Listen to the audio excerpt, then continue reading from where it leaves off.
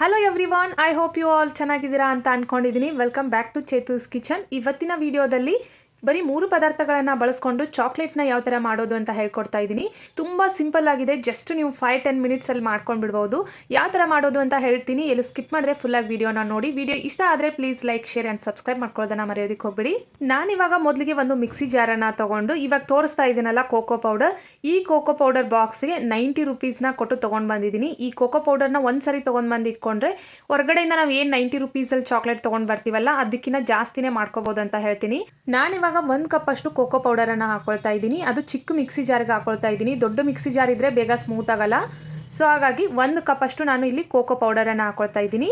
ಇದೇ ಕಪ್ಪಿಂದ 1 ಕಪ್ ಅಷ್ಟು ನಾನು ಬೆಲ್ಲದ ಪೌಡರನ್ನು ಹಾಕೊಳ್ತಾ ಇದ್ದೀನಿ. ಸಕ್ಕರೆನ ಬಳಸ್ತಾ ಇಲ್ಲ, ಮಕ್ಕಳ ಆರೋಗ್ಯಕ್ಕೆ ಸಕ್ಕರೆ ಒಳ್ಳೆಯದಲ್ಲ. ಸೊ ಹಾಗಾಗಿ ನಾನಿಲ್ಲಿ ಬೆಲ್ಲದ ಪೌಡರ್ನ ಯೂಸ್ ಮಾಡ್ಕೊಳ್ತಾ ಇದ್ದೀನಿ. 1 ಕಪ್ ಅಷ್ಟು ಬೆಲ್ಲದ ಪೌಡರನ್ನು ಹಾಕ್ಕೊಂಡಿದ್ದಾದಮೇಲೆ ಇದೇ ಕಪ್ಪಿಂದ 1 ಕಪ್ ಅಷ್ಟು ತುಪ್ಪನ ಹಾಕೊಳ್ತಾ ಇದ್ದೀನಿ. ತುಪ್ಪ ಫ್ರಿಜ್ಜಲ್ಲಿರೋದು ತೆಗೆದುಬಿಟ್ಟು ಡೈರೆಕ್ಟಾಗಿ ಹಾಕೋದಕ್ಕೆ ಹೋಗಬೇಡಿ. ಈ ಥರ ಕರಗಿಸ್ಬಿಟ್ಟು ಲಿಕ್ವಿಡಲ್ಲಿರೋ ಅಂಥ ತುಪ್ಪನ ನೀವು ಬಳಸ್ಕೋಬೋದು. 1 ಕಪ್ ಅಷ್ಟು ನಾನು ತುಪ್ಪನ ಹಾಕ್ಕೊಂಡಿದ್ದೀನಿ.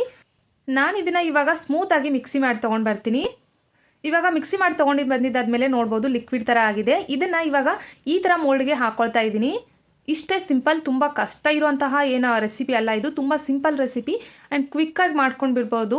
ಇದನ್ನು ಇವಾಗ ಮೋಲ್ಡಿಗೆ ಹಾಕಿದಾದ್ಮೇಲೆ ಒಂದು 10 to 15 ಮಿನಿಟ್ಸ್ ನೀವು ಫ್ರಿಜ್ಜಲ್ಲಿ ಇಟ್ಬಿಟ್ರೆ ಮುಗ್ದೋಯ್ತು. ಸಖತ್ ಟೇಸ್ಟಿ ಆ್ಯಂಡ್ ಹೆಲ್ದಿಯಾಗಿರೋ ಹೋಮ್ ಮೇಡ್ ಚಾಕ್ಲೇಟ್ ರೆಡಿ ಆಯಿತು ಅಂತಲೇ ಅರ್ಥ. ಈ ಎಲ್ಲ ಮೋಲ್ಡಿಗೆ ಹಾಕ್ಕೊಂಡಿದ್ದಾದ್ಮೇಲೆ ಇನ್ನೂ ಇಷ್ಟೊಂದು ಚಾಕ್ಲೇಟ್ ಸಿರಪ್ ಇದೆ. ಇದನ್ನು ಆಮೇಲೆ ಇನ್ನೊಂದು ಬ್ಯಾಚ್ಗೆ ನಾನು ಹಾಕಿರ್ತೀನಿ. ಇವಾಗ ಈ ಥರ ಟ್ಯಾಪ್ ಮಾಡಬೇಕು ಇದನ್ನು, ಇಲ್ಲ ಅಂದರೆ ಮಧ್ಯ ಗ್ಯಾಪ್ ಇರೋಲ್ಲಿ ಹೋಲಾಗಿ ಚಾಕ್ಲೇಟ್ ರೆಡಿ ಆಗುತ್ತೆ ಆಮೇಲೆ. ಸೊ ಹಾಗಾಗಿ ಈ ಥರ ಮಾಡ್ಕೊಂಡಿದ್ದಾದ್ಮೇಲೆ ಸ್ವಲ್ಪ ಡ್ರೈ ಫ್ರೂಟ್ಸ್ನ ಹಾಕೊಳ್ತಾ ಇದ್ದೀನಿ ಮೇಲೆ. ಇವಾಗ ಡ್ರೈ ಫ್ರೂಟ್ಸ್ ಎಲ್ಲ ಹಾಕಿ ಮುಗ್ದಿದ್ದಾದ್ಮೇಲೆ ಇದನ್ನು ಒಂದು ಪ್ಲೇಟಲ್ಲಿ ಇಟ್ಬಿಟ್ಟು ನಾನು ಡೀಪ್ ಫ್ರೀಜರಲ್ಲಿ ಒಂದು 10 to 15 ನಿಮಿಷ ಇಡ್ತೀನಿ ಸಾಕು. ಅದಕ್ಕಿಂತ ಜಾಸ್ತಿ ಇಡೋ ಅವಶ್ಯಕತೆ ಏನಿಲ್ಲ.